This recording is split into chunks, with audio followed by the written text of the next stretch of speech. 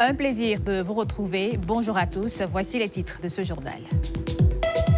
C'est une histoire qui a secoué le Koufo le mois dernier. 17 mineurs béninois en route pour la Côte d'Ivoire sont sauvés de justesse par les forces de sécurité. Ce 12 juin, journée mondiale contre le travail des enfants, suivez le récit de cette affaire qui relance le débat sur la protection des enfants. À quelques jours des épreuves, le stress gagne de nombreux candidats au baccalauréat 2026. Souvent perçu comme un obstacle, le stress peut pourtant devenir un levier de performance lorsqu'il est bien maîtrisé. Des spécialistes nous expliquent dans ce journal.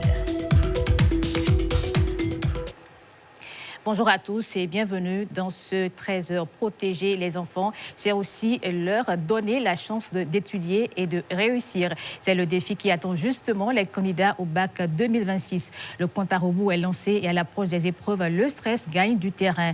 Mais loin d'être toujours un handicap, le stress peut favoriser la concentration et stimuler la performance. Les spécialistes nous expliquent comment dans ce reportage de Karamatou Agbataou et Macléod Adam-Oussoni. Colombe vient de boucler sa journée de cours. Elle est étudiante à l'ENEAM, l'École nationale d'économie appliquée et de management. Derrière l'uniforme qu'elle arbore fièrement, se cachent de précieux souvenirs. À quelques jours du baccalauréat, session de juin 2026, elle se rappelle son expérience d'il y a 1 an, lorsqu'elle se préparait elle aussi à cet examen décisif. Beaucoup de foi, beaucoup de courage. Je faisais confiance surtout aussi à mes compétences. Mais c'est vrai que plus le jour du bac approchait, plus le stress montait et je me demandais en fait si j'étais prête ou pas. Comme Colombe, de nombreux élèves candidats au baccalauréat ressentent une forte pression à l'approche de l'échéance. Une pression liée à l'importance de cet examen, souvent considéré comme un tournant décisif dans le parcours scolaire ou de vie. C'est le premier diplôme universitaire et c'est la clé à toutes les portes, puisque après le bac, vous pouvez aller dans n'importe quelle direction, dans plusieurs directions selon votre choix. Donc c'est un examen, comme vous le dites, qui est grand, qui est important et qui est décisif dans la vie de l'homme. Et par conséquent, je comprends que les candidats soient stressés et qu'ils se posent beaucoup de questions, mais ils auront les ressources nécessaires pour réagir, puisqu'ils ont étudié pendant toute l'année. Les enseignants ont fait leur devoir. Eux-mêmes, ils ont accompli les leurs, y compris les parents.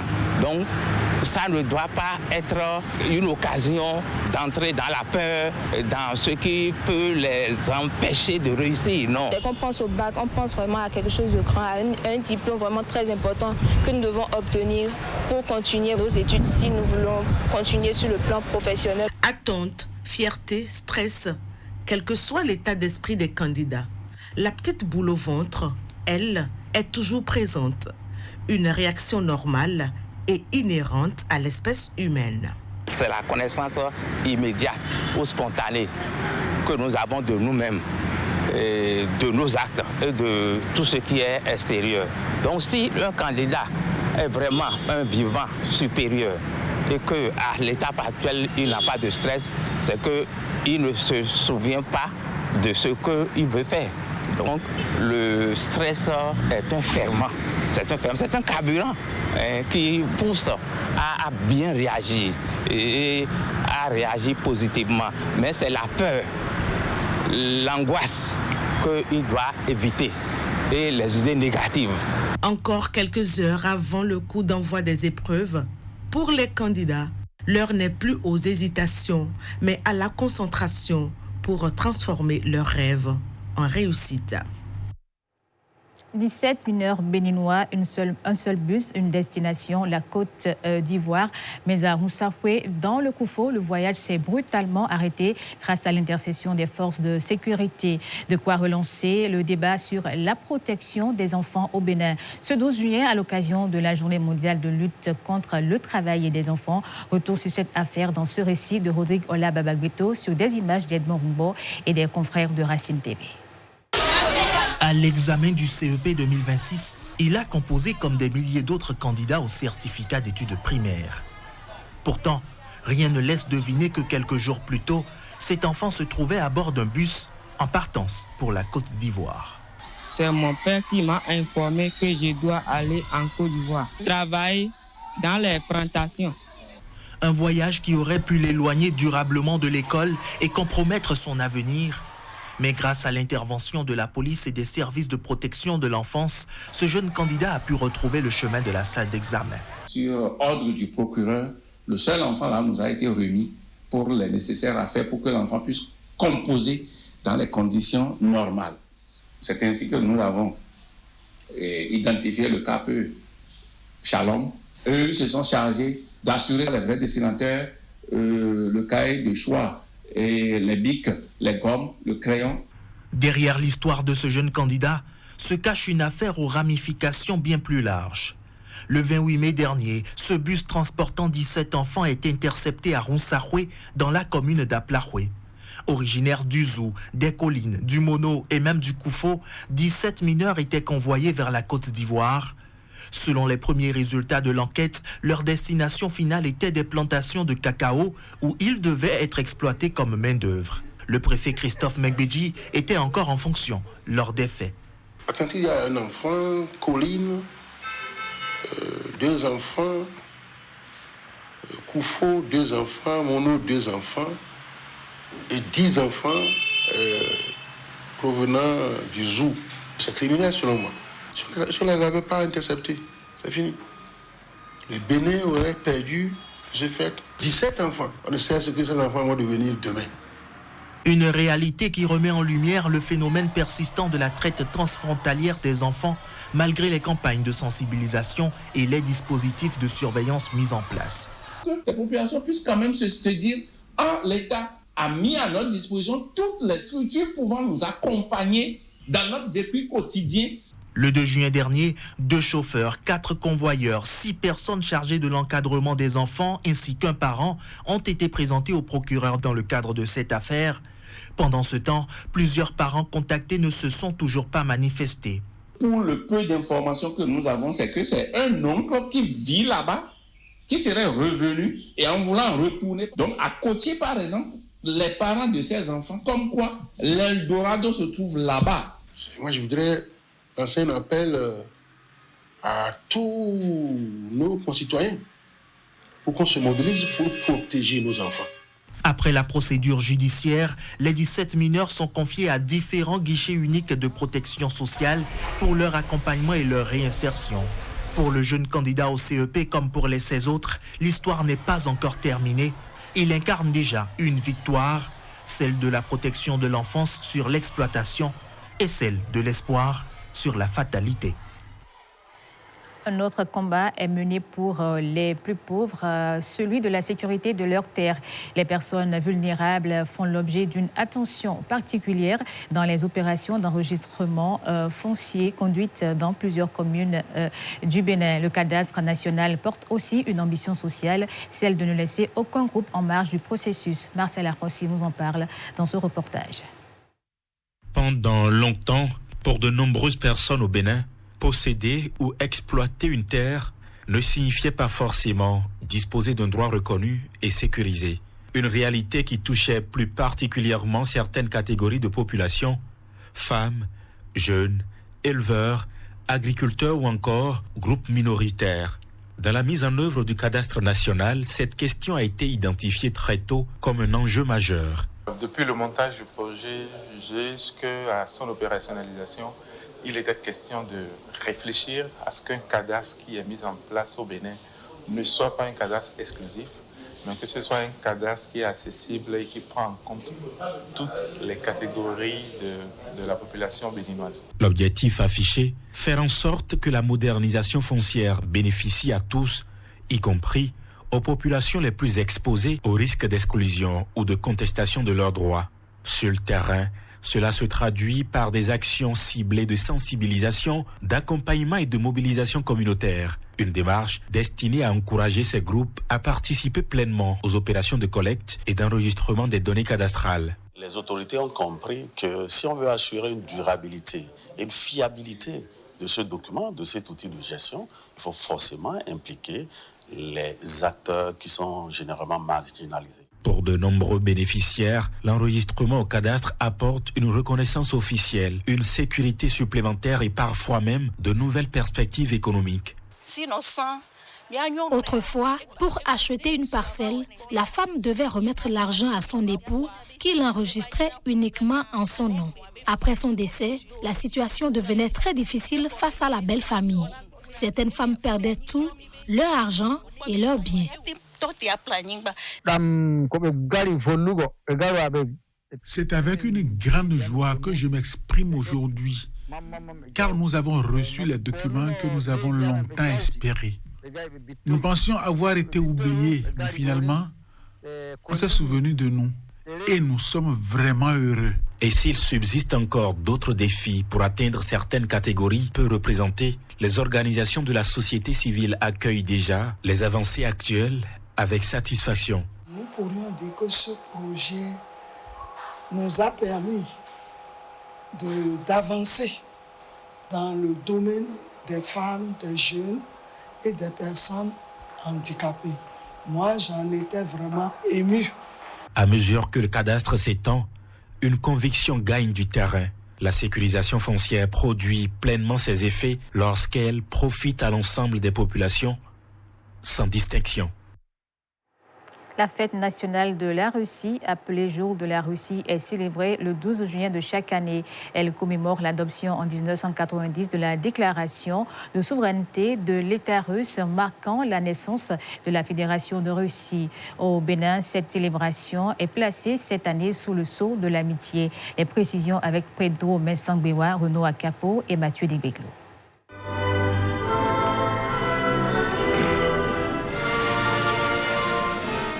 Sous les lambris dorés de cet espace hôtelier, l'épopée d'une Russie moderne, née sur les cendres de l'URSS, a été célébrée. C'est le 12 juin 1990 que le Parlement russe a adopté la déclaration de souveraineté qui a commencé la Russie moderne.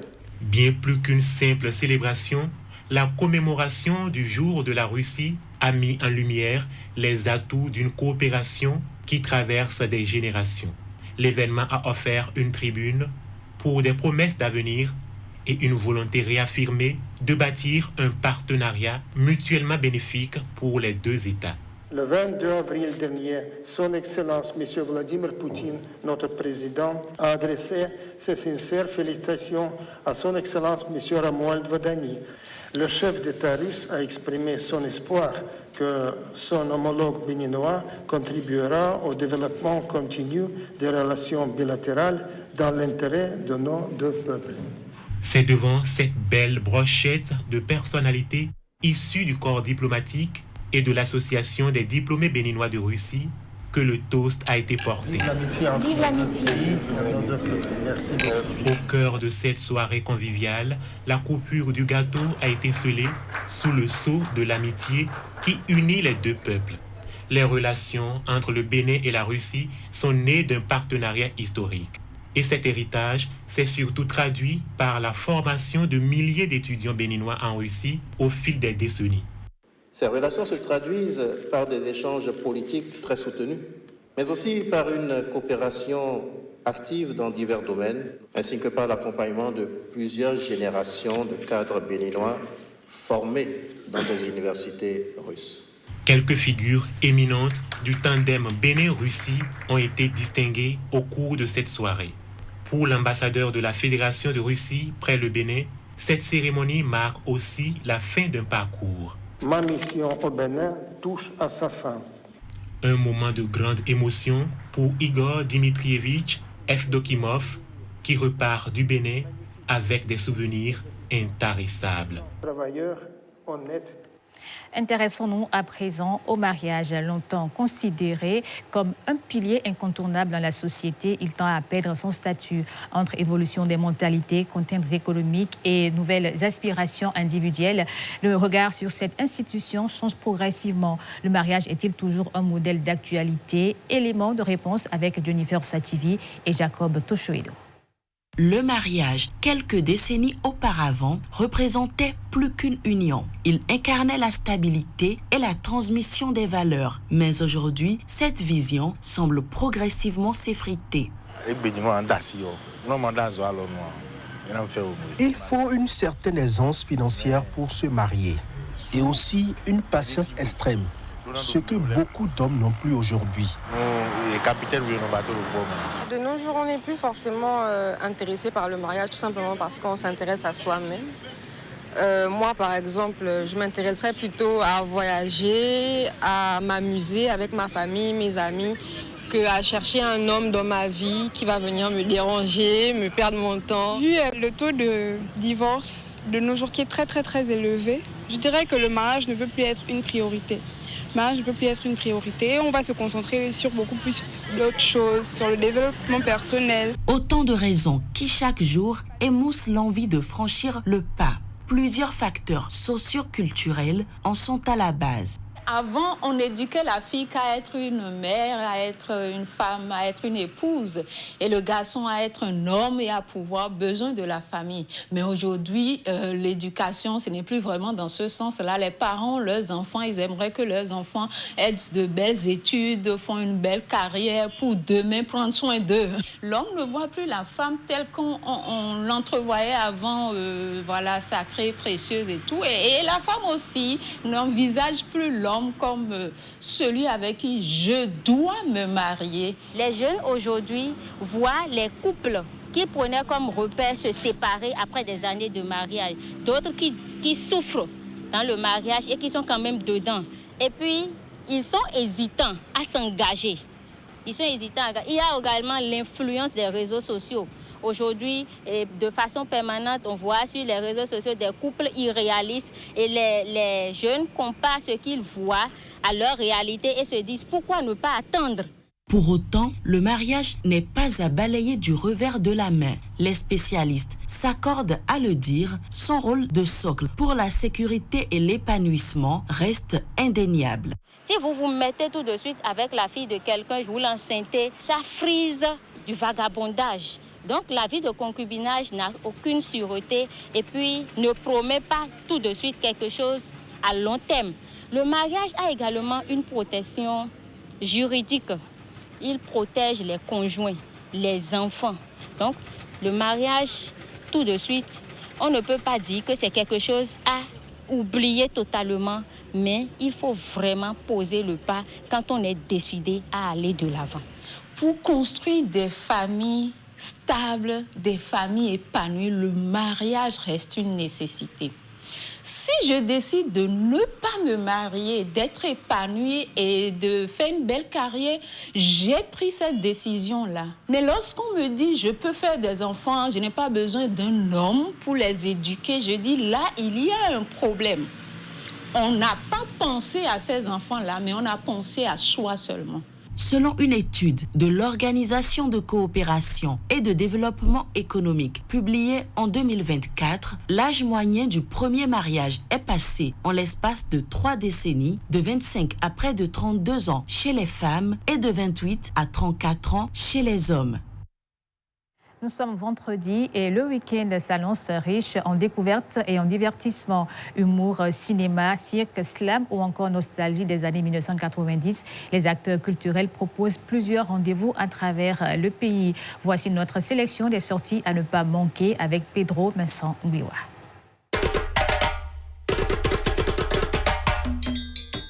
Ce week-end, les scènes culturelles s'allument. Voici quelques rendez-vous qui valent le détour.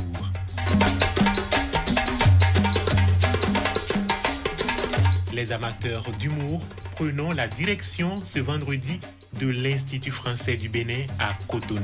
À partir de 19h30, place à la grande finale de Qui fera rire l'Afrique de demain ? Le concours humoristique organisé dans le cadre du programme La Relève Montreux Comédie Afrique. Une soirée qui promet de révéler les futures étoiles du rire sur le continent.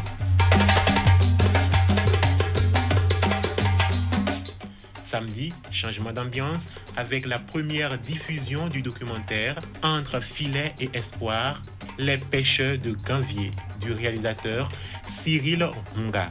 Le film sera projeté à partir de 19h à l'espace Meiton de Zobadjen, dans la commune d'Abomey-Calavi. Une immersion au cœur du quotidien de ces hommes et femmes qui vivent au rythme du lac.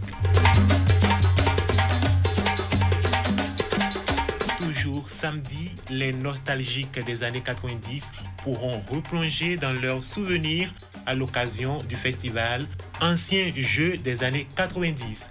Au programme, contes, lecture, réseautage et agape fraternelle de 16h à 21h à Tangpé, Okinawa, dans la commune d'Abomey-Calavi.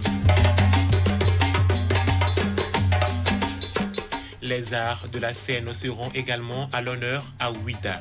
La Maison de la Culture accueille un spectacle d'art de cirque ce samedi à partir de 9h. Acrobatie, performances et émerveillements seront au rendez-vous pour petits et grands. Et si vous aimez les éclats de rire, retour à l'Institut français du Bénin samedi à partir de 19h30 pour bon spectacle. Sur scène, Gros et Métis, Chromosome, Kadi et plusieurs autres humoristes pour un gala placé sous le signe de la bonne humeur.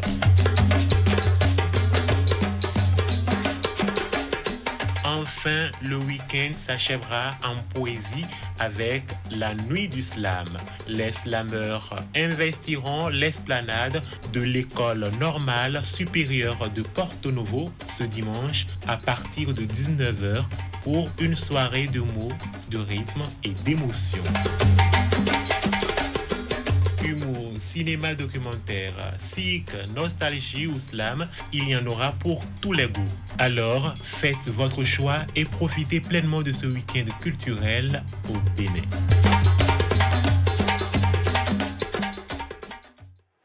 Et à la suite de ce journal, la série The River. À 14h magazine, l'islam en partage, les interdits alimentaires du musulman.